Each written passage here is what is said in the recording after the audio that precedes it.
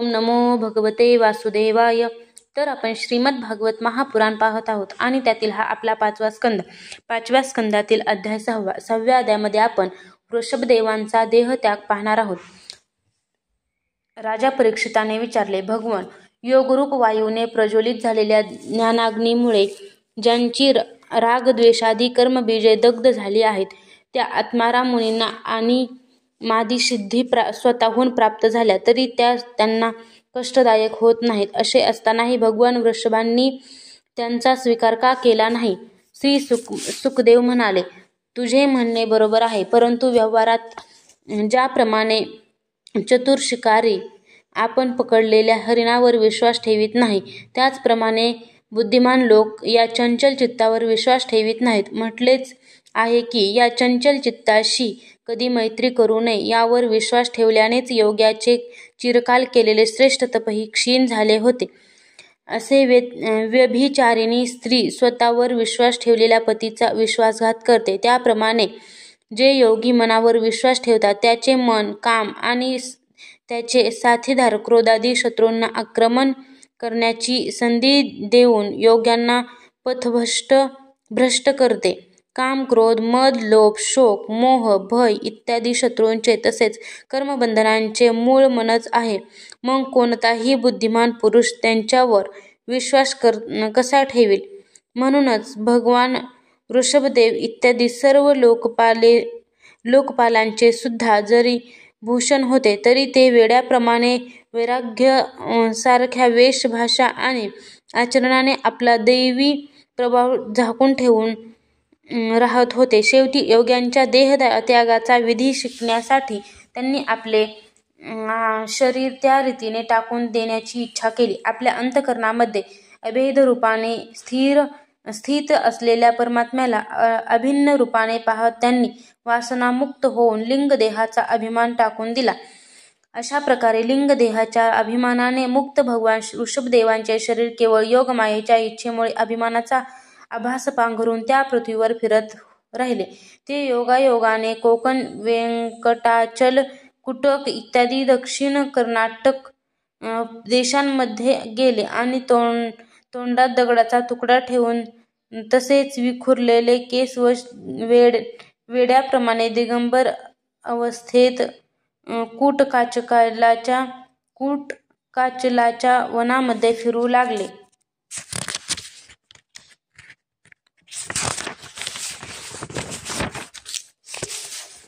याच वेळी झंझावाताने एकमेकावर घासलेल्या वेळूंमुळे प्रचंड वणवा भडकला आणि त्याने साऱ्या वनाला लपेटून वृषभदेवांसह भस्मसात केले.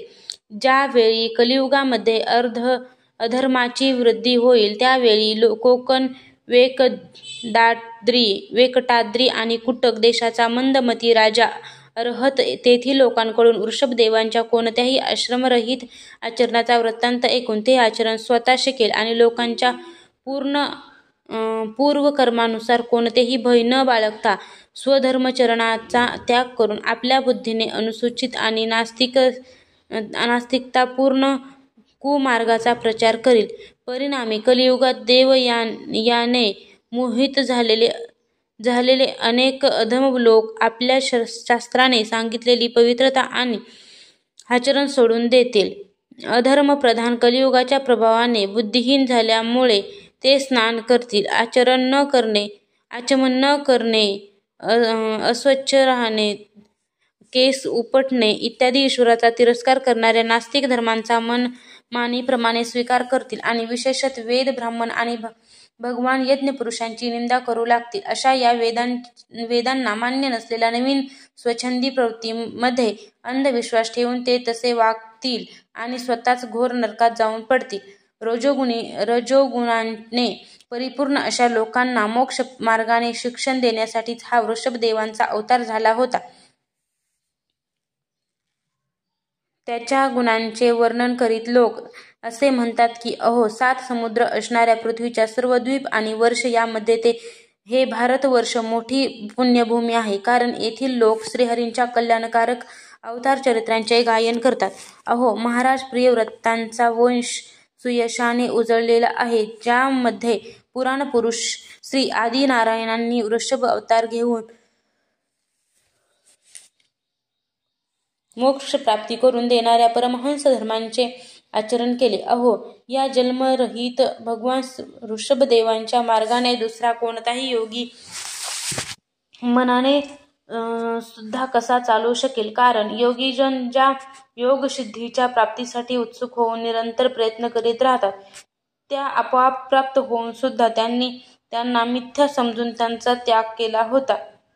अशा प्रकारे संपूर्ण वेद, लोक, देवता, ब्राह्मण आणि गायींचे परमगुण भगवान ऋषभदेवांचे हे विशुद्ध चरित्र मी तुला ऐकविले. हे माणसांचे सर्व पाप नाहीसे करणारे आहे. जो मनुष्य हे परम मंगलमय पवित्र चरित्र एकाग्र चित्ताने श्रद्धापूर्वक नेहमी ऐकतो किंवा दुसऱ्याला ऐकवितो, त्या दोघांचीही भगवान वासुदेवांमध्ये अनन्य भक्ती निर्माण होते.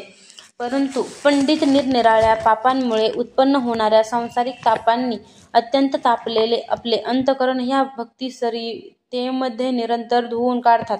यामुळे त्यांना जी परमशांती मिळते ती इतकी आनंददायी असते की ते लोक नंतर तिच्या बदल्यात स्वतःहून प्राण झालेल्या मोक्षरूप परम पुरुषार्थाचाही आदर करीत नाहीत. भगवंताचे आप्त झाल्यामुळेच त्यांचे सर्व पुरुषार्थ सिद्ध होतात. राजन, भगवान श्रीकृष्ण स्वतः पांडवांचे आणि यदुवंशीयांचे रक्षण करते. गुरु, इष्टदेव, सूर्योदय आणि कुलपती होते. ते कधी कधी त्यांचे आज्ञाधारक सेवक सुद्धा होत असत. अशा प्रकारे भगवान भक्तांची दुसरी अनेक कार्ये करतात. प्रसंगी त्यांना मुक्ती सुद्धा देतात. परंतु भक्तियोग सहजासहजी देत नाहीत. नेहमी विषय भोगांची अभिलाषा केल्याकारणाने आपल्या खऱ्याखुऱ्या कल्याणाबद्दल अनंत काळापर्यंत जाणीव नसलेल्या लोकांना त्यांनी करुणा येऊन निर्भय आत्मज्ञानाचा उपदेश केला आणि जे स्वतः नेहमी अनुभवाला येणाऱ्या आत्मस्वरूपाच्या प्राप्तीमुळे सर्व प्रकारच्या इच्छांपासून मुक्त होते, त्या भगवान ऋषभदेवांना नमस्कार असो. अध्याय 6 समाप्त.